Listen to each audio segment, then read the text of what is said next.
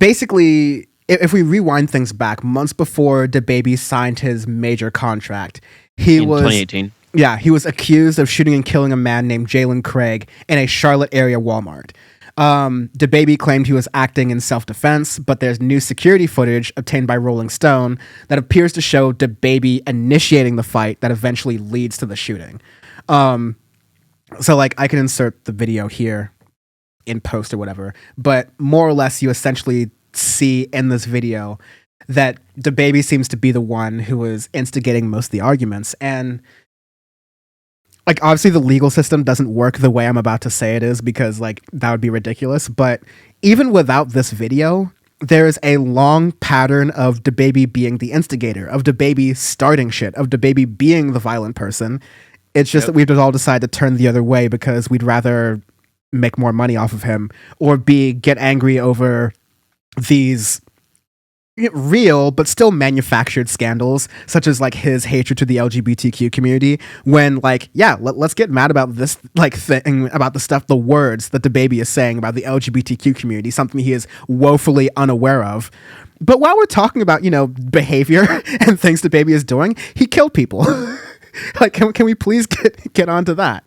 But I think it kind of gets to the idea that killing other people in America is very marketable.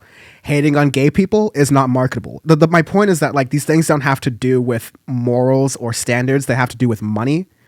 And if people think they can keep making money off of like a character or a personality, off DaBaby being a thug and a gangster, then Interscope Records isn't going to give a shit. If as soon as that stops happening, or if DaBaby says other things, he pisses off other communities that could prevent Interscope Records from making money, then all of a sudden we'll start to see DaBaby having a harder time. But the whole like, oh no, DaBaby's getting canceled thing, and then 3 months later he's back on festival lineups, was such a sham. And I hope people start to see the bigger picture of these things. Yeah. First off, it had to have happened at a Walmart because America. Yeah. And like, yeah, as you said, like the history of it all is just DaBaby's not a good person. To put it plain and simple, like this isn't the first thing. All of the incidents just this past year or so that has happened. You know, it's just he's not a good dude, not a good role model for people and whatnot. And the video is pretty damning and stuff of it as well. So, but yeah, there's what's going to happen? Yeah, there's legal stuff that's going on right now with it and all that. But yeah. Yeah, there's legal processes that are going to have to see that through the end, but of course, this idea of DaBaby being like, I think people need to be real with DaBaby and go,